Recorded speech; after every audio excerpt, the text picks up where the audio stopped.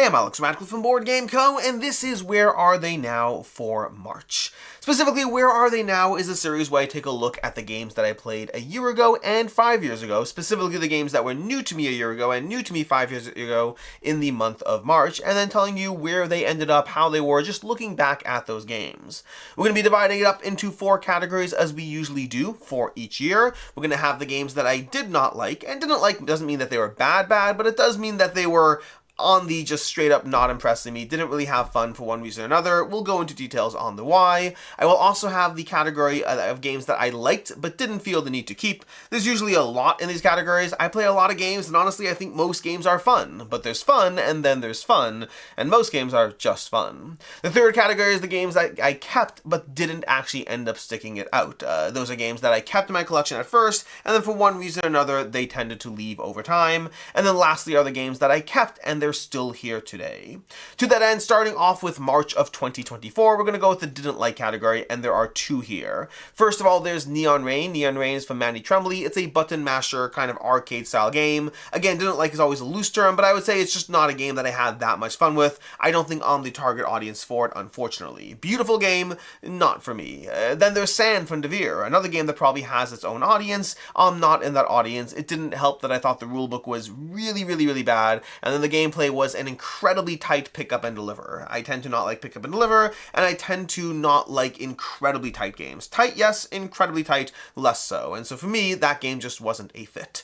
In the category of games that I liked but didn't keep, or didn't feel the need to keep in any way, shape, or form, I like them. They're good games. We have a lot over here. We have Boop the Halls, a different version of Boop, a good abstract game that is not the best abstract game. Honestly, I'm not going to say this for all of them. All of these games are fun, not the most fun. That's the whole entire category. We have Ultimate Dibs. Ultimate Dibs was an interesting one. There was an interesting element of a party game where you're trying to kind of claim something and create categories. I found that the core concept, it's very hard to explain, but the core concept I thought was a lot of fun, but it was way too open for interpretation in a way that made the experience to me messy. There's Cafe Baras from KTBG, a fun little tableau building up a cafe full of, well, you know, capybaras. Not cafe bears, capybaras. We have Mind Map, which is an interesting party game. I want to say from Hachette, if I'm not mistaken. A cute little concept, didn't overly stick with me. Biohazard was a prototype that we covered on the channel, and it's one that I overall enjoyed the gameplay, with the caveat that I thought some elements of it were a little broken. I'm going to hopefully chalk that up to prototype issues, but past that, it was a fun little kind of defend your own section of the world as you slowly spread the pandemic, or just try to make sure your people don't die, and if you can make other people panic a little bit, it definitely helps. There's Lightspeed Arena, a cute game based on an older game that I can't remember the name of it offhand, but I like the original game, and I like Lightspeed Arena, but it's very just, you know, place cards down very quickly, take a snapshot with the app. I actually thought the app was both incredibly impressive, but removed myself from the experience to the point that I prefer the original version of the game, which I believe was called Stellar Conflict.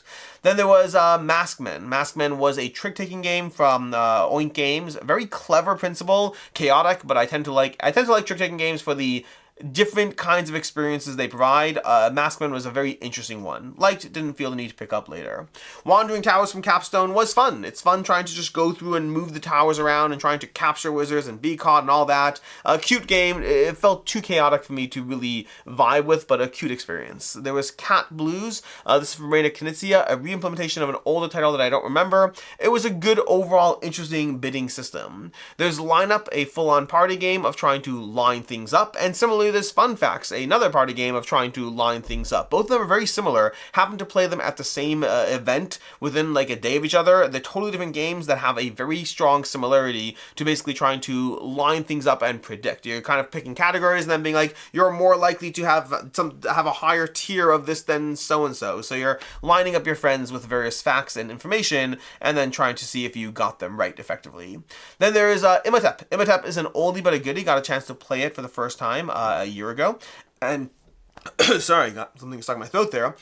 Imhotep I enjoyed Imhotep. Definitely opportunities for meanness. It's one of those games I'd happily play again, but I didn't feel the need to seek it out. There's Biome, which was a crowdfunding game that I had a chance to play at a convention. Again, liked it, didn't love it. Lots of these over here. There's Knarr from, I want to say Hachette as well, but no, Pandasaurus. Pandasaurus did Knarr. I like Knarr. I still play it on BGA here and there. I find that it's a good system, but one that doesn't wow me. It's good. I have fun. Well, this is the whole category, but it's a tableau building with Vikings, and really just trying to shoot your way to 40 points. I consistently lose. I still enjoy it, but it's one that didn't break its way into the top tier. We have Expeditions Around the World, not to be confused with Expeditions from Stonemaier. They both came out in the same year. Expeditions Around the World was fascinating. It's almost like a callback to older style games, more mass market things, but done well enough that I had fun playing it. Again, I'd happily play it again, but the one play I had was not enough to seek it out. You'll notice many of these, I had a lot of these that I played at various events or retreats and whatnot, and so there's a lot of games that you may not have seen coverage of on the channel because I never covered them. I never got multiple plays in, I never did what I needed to do, and so many of these are just games that you might be hearing about for the first time now. Past that, well, from me for the first time now, there's Vampire Village, another game that is kind of just building up your vampire forces while attacking each other. Interesting, or being attacked, I should say. It was cute. I thought it was not cute's the wrong terminology. It was fine. I thought it was too complicated and not strategically satisfying enough, but it was fun still to play through. There's Bebop. Bebop was from Bitewing Games, and it was all about trying to fill various seats at a theater. I thought it was a fun enough system that overall, I think I covered it on the channel if I'm not mistaken, but it was a fun enough system as far as how to try to get your seats filled and how to create chains, but overall I felt very removed from it thematically versus mechanically in a way that was less satisfying than I'd like. I've been seeing a lot of solid ratings for it, so I'm happy it's being well received. It didn't land as well for me. Again, still fun, but just not wowing me. Then there's Dabba Walla. Dabba Walla from Queen Games was a lot of fun. It's a polyomino stacking game. It brought something new to the polyomino space and the way you're both thematically as far as how it's integrated, as well as the stacking of polyominoes. Good, but not necessarily great.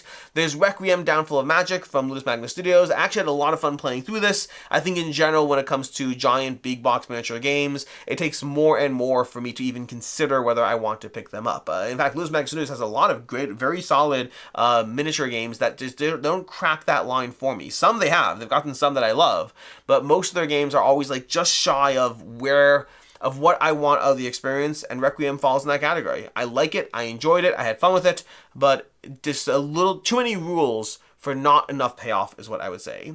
Then from there we go into the category games that kept then left. There's only one, which is good. I always try to keep this category light. I want to either just acknowledge I like it and move on, or keep it and realistically hold on to it. That said, games always do eventually leave. That's just the way things cycle around.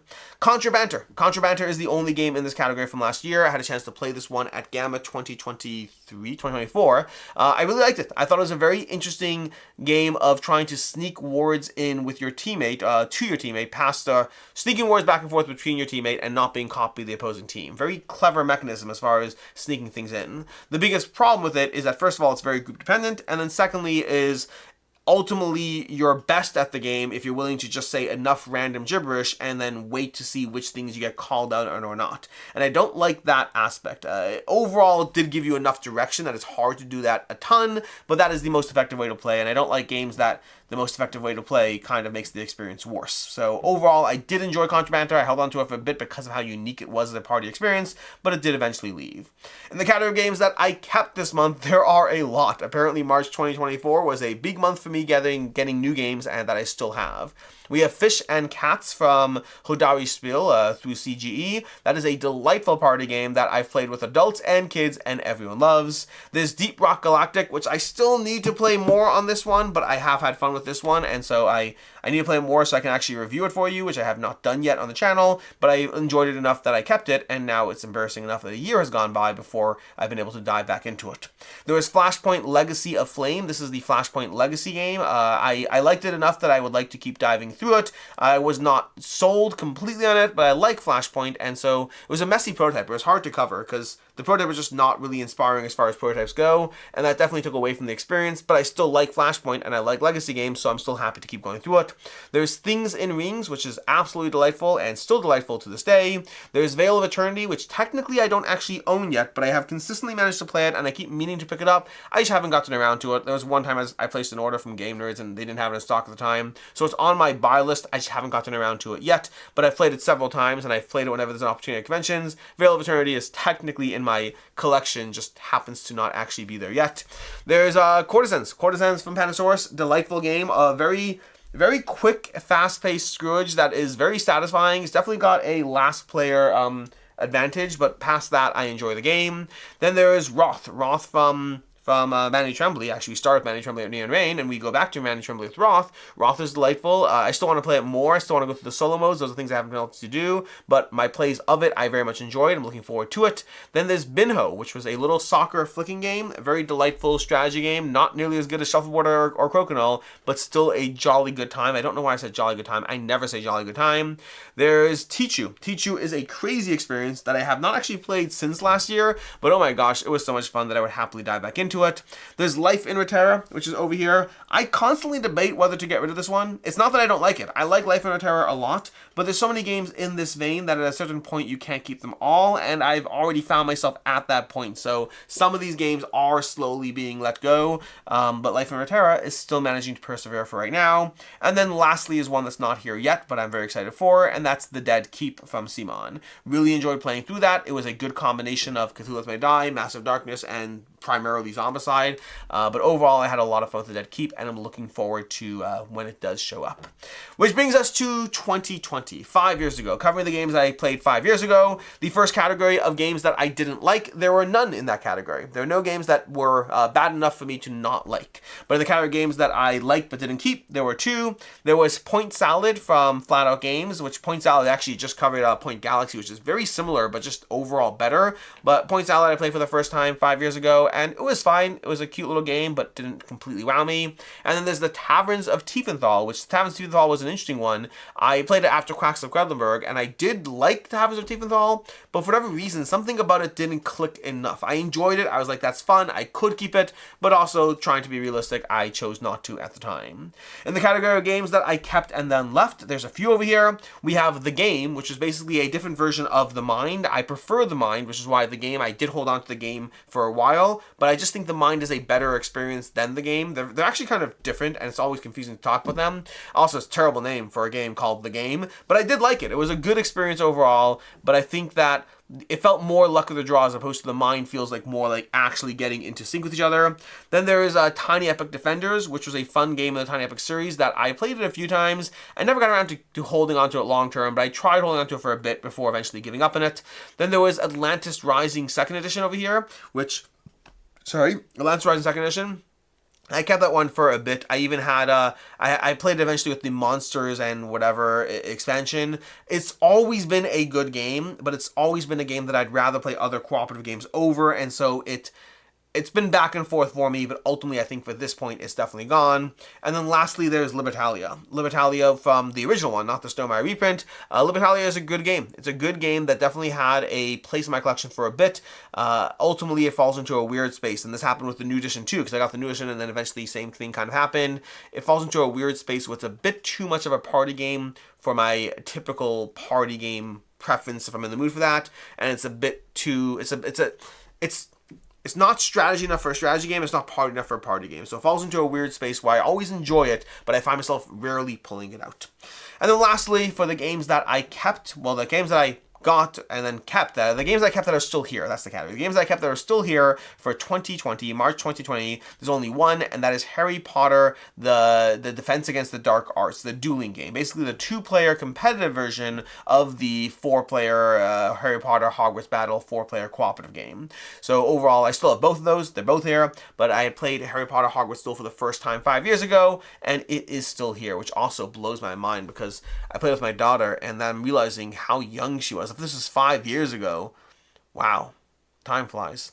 Anyway, until next time, this has basically been your Where Are They Now? A look back at a year ago to see how games fared, as well as 5 years ago to see what's changed slowly but surely over time, which games have made it and I'm still excited about, still own, still love, which games I kept but then moved on from, and which games were just good enough but never good enough to actually keep. In any case, until next time, I'm Alex Radcliffe from Board Game Co. I hope you enjoyed this video, and as always, I hope you have a good one.